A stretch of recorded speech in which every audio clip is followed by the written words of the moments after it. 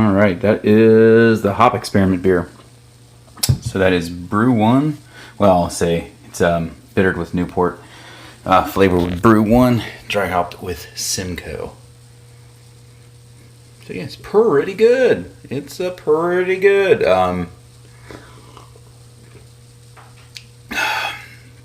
It's pretty nice. I should be getting my beers from Mike tomorrow. Tomorrow being Wednesday, because tonight's Tuesday night, so tomorrow is also Homebrew Wednesday. Wednesday, right? I got some congestion. But, yeah, let's look at some stuff, right? Here we go. You can hear that. Yep, hair bubbling away. All right, let's go sit. All right, so today's Tuesday night. So I brewed Friday. I took a vacation day from work and brewed a beer.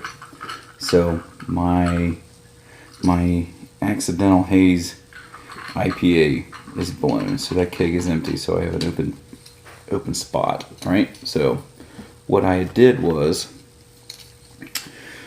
since I had time, I went ahead and brewed the Genghis Smash, just a 2-row Genghis Smash. So it's 13 pounds of 2-row. I'll go through the hop schedule. At 60 minutes, it was 1 ounce. At 60, 3/4 of an ounce at 15, 3/4 an ounce at 10, 3/4 of an ounce at 5. Then what I bought 2-ounce packages from Yakima Valley. So the remainder, what I had was just basically 0.84 ounces, and I put that in a whirlpool for half an hour. So that's that. So right now I've got 2 ounces that I'm going to dry hop with, and that'll be here in a couple of weeks. So good stuff's coming. And once it's carved, I'll go ahead and get some tastings and kind of put out some tasting notes, right? I'll review it because there's nothing out there. There's absolutely nothing out there that tells you what Genghis tastes like from what my research is. So I'll do that. I'm going to do one for science. Do it for science. So I got plenty of pictures for Brew Day. Video for Brew Day, sorry. One thing that I noticed, and I don't know exactly what it is, but my hydrometer, my refractometer seems to be off. And I say that because towards the end of my boil, well, I check my runnings, and I check boil gravity throughout the boil, throughout 60 minutes of the boil, and so my runnings, everything was looking great on my runnings. No issues with that. Got down to about 10:10 when I was doing my final runnings. I sparged really slow this time. But towards the end of my 60-minute boil, I took a reading, and it said it was almost at like a 1080 something beer. 1078. It said 1078, which it should have finished at 1063 is what Beersmith told me. So that's off. Something's not right there. I changed my equipment profile on Beersmith, so my efficiency's back. Hit my numbers. Actually, I was a little bit better in Beersmith. I used to use, for my kegel system, I always used a 5-gallon keg and cooler, a 5-gallon pot and cooler equipment profile, because I'm just too busy to do my own. So anyway, I switched it to 5-gallon pot and cooler here. Hit my numbers, water volume, all that stuff. Everything's spot on, exactly what I needed. With my hydrometer, I took a cooled down sample and it was 1068. Beersmith said it should have been 1063. So, 5 points high. So I'm going to call that a win. But that's at like 6.5 gallons-ish. Which Beersmith is telling me it should be 7 gallons at 1063. But, yeah, the boil off's wrong. I don't care. It's fine. I boiled at 70%. 70% of my power. So you can, on an electric brewery, right, you can change it from 100% so that your your burner's firing all the time, 100% of the cycle time. You can dial it down percentage. Mine was only actually firing 70% of the time. So, and that kept a good boil on there. So it was good enough for me. I was happy with it. Oh, excuse me. So that's what I've done there. So I hit my numbers.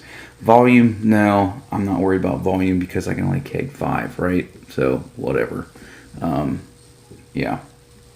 So if I get 6 in a fermenter, that's all I really ever want to put in there is about 6, 6.5-ish, whatever. My conicals, my brew buckets, they only hold 7. So that's why I've got the domed tops on my brew buckets because more headroom.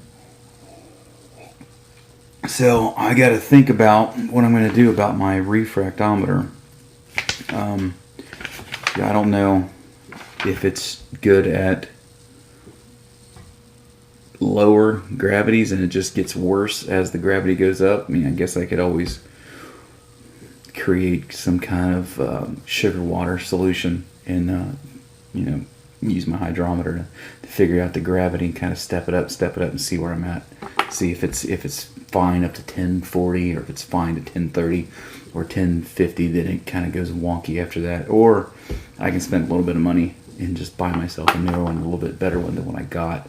The one I've got, it's probably, let's see, I've been all grain brewing for a good 5 years now, 6 years, maybe longer. No, longer than that, I'd say. I'm trying to think. I've been all grain brewing probably for 8 years. I've been brewing period for almost 10 now, but we don't need to go into all my history of. I did 3 extract brews, then I was done with it. Started into all grain, and since I started all grain, I did 1 extract brew, and that was just a keg fill, something I could make quick and easy. And it was a Founder's breakfast stout clone that I got from a local homebrew shop. Threw it together, simple, down and dirty, easy. And that was it. But everything's been. I'm just trying to think when I bought that refractometer. Because when I initially started all grain, I did not have the refractometer. So then I purchased it sometime between then and now, and it's probably been a good 5 or 6 years that I've had it. So I don't know if there's life expectancy on that stuff or what, but everything's sealed up. You can't open it up. You can't really service it. It's clean. I clean it all the time. But anyway, skip over that gibberish. So besides that, yeah, it's in there bubbling away. So it's been bubbling since Friday evening. So I'm gonna probably crank up the heat a little bit just to see if I can get it to dry out. See if I can finish about 10:10. Use my new mill station. Everything worked great. Shout out to Roy, subscriber of mine. Last video he suggested I try wet conditioning my malt, which I did that and not successfully did that. What I did Friday, I came down and probably, I don't know, for a good 5 minutes or so, I mixed it up, sprayed it, and I thought I got it wet enough. Well, I went, had to go run some errands, came back, wet it again, didn't let it sit. So from the first initial wetting, it sat for 20 minutes, half an hour. So then came back, spritzed it some more. But just looking at what happened with the mill and the crush, it wasn't wet enough. There was a little bit of dust. The hulls were pretty much intact. So it worked. It just didn't work well enough. So I just got scared that I was using too much water. And so I stopped. So I didn't use enough water. But anyway, mill station works great. Can't complain. Yeah, makes life easier. It's a joy. Just to kind of set it up, feed it every once in a while. I can do whatever I want at that point. So anyway. So I've got all that done. I don't know. At this point in time, I may not even hook up the vacuum to that thing. I just may not do it. There's minimal dust in there, even with a little bit of wetting that I did. So But anyway, all right. So thanks, Roy. Appreciate suggestion. Yeah, I'm probably try it again in the future. But anyway, all right, guys. I'm gonna go ahead and let you guys watch the videos, and we'll see you guys the next weekend. Probably by this time next week I'll be dry hopping, so say another 2 weeks I'll be having some tasting videos. How about that? Yeah, it'll be great. Hey, today, Tuesday, just found out Hop Juju from Fatheads is hit the local shelves, so I'll be getting some Hop Juju here pretty soon. All right, guys, that's it. That's it. I'm done. I'm done. Peace. Cheers. So I'm brewing the Genghis Smash today, so that's 13 pounds of two-row. What I've done already, I'm going to try something different today. I'm going to wet condition these grains, which I've already done once. So I've already spritzed them, and they've sat for probably half an hour, 45 minutes or so. So I'm going to go ahead and do it again, then start my brew day. So it's Friday. I went ahead and took a vacation day because I've got almost 2 weeks to burn before the end of the year, and I'm going to go ahead and brew today. So anyway, that's it. In more to come. Well, I'm starting the wet milling, I guess the conditioned malt milling. So oh, take a look. It's a little bit of dust. Maybe I just don't have it wet enough. But anyway, we're gonna go from there. I'm gonna keep filling the hopper. So that's what 13 pounds of grain looks like, wet conditioned, which it's not wet enough conditioned. So anyway, yeah, the husker still intact for the most part. So hopefully it'll louder well. So anyway, on with the all right, I got about 13 minutes before mash out. So see, everything's running clear. So yeah, no issues, just hanging out. Yeah. 148, 149, so yeah, it's holding steady. Pretty good. Well, it's about 11:30, so I figured I'd crack a beer, so I picked this up yesterday. It's a half-acre, deep space. So yeah, so I'm sitting here, waiting on the mash. I got about 42 minutes left before I start the mash out, but yeah, right now everything's going well. Yeah, we'll see.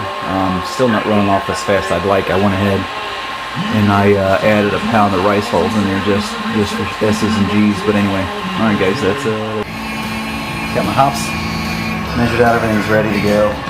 Started my sparge, so I'm gonna sparge slow today. A little slower than usual. Here's my flow. There's the color of everything. It's pretty light. There's that. So I've got, water over the grain bed, all that good stuff. So anyway, yeah, everything's going pretty well so far. All right, so I started my boil about 12 minutes ago. So 60-minute addition, and initial thoughts, I don't know. I'm horrible at just smelling it and giving descriptors of it, but it smells a lot like Galena to me. It's very sticky. The hop is just out of the container is very sticky, so I don't know what that means, but anyway, yeah, well, I'll just keep going. It's very earthy smelling right now, but I could just continue. So I'm almost down to my 5-minute addition of hops. Then I'm going to cool it down in the whirlpool for probably half an hour, but went pretty old school with the schedule on this one. I did a 60, 15, a 10, 5, and a flame out whirlpool edition. So yeah, it's pretty old school, but we'll see what happens. I used my ground temp water to get down to about 96. So then I got the big 6-gallon bucket full of 22 pounds of ice, and I got that small fountain pump in there recirculating. So from 96, it's already down to 90. Just a few minutes running. So anyway, I'm pretty much done. Yeah, I got to sit down and figure out my efficiencies and my equipment profile and all that stuff, because yeah, this beer is big. Post boil should have been a 1068, something like that. Well, it's almost 1080. It's like a 1078 beer. So I'm a little bit big, but that's just a refresher. I gotta sample cooling in the refrigerator for the hydrometer. So, but still, I've got to figure out my boil off and all that good stuff. But anyway, it's not really the boil off. I'm gonna ramble here. It's more of the percentage that I'm boiling at. Today I boiled at 70%, and that's too much. I need to boil it. Probably like 65, 67, 68, somewhere around there. All right, sample. The final gravity sample looks like 1068. So it's actually closer to what recipe said. So looks like my my refractometer is a little off. I calibrated it, but I guess those things do go bad eventually. All right, looks like it's a pretty successful brew day.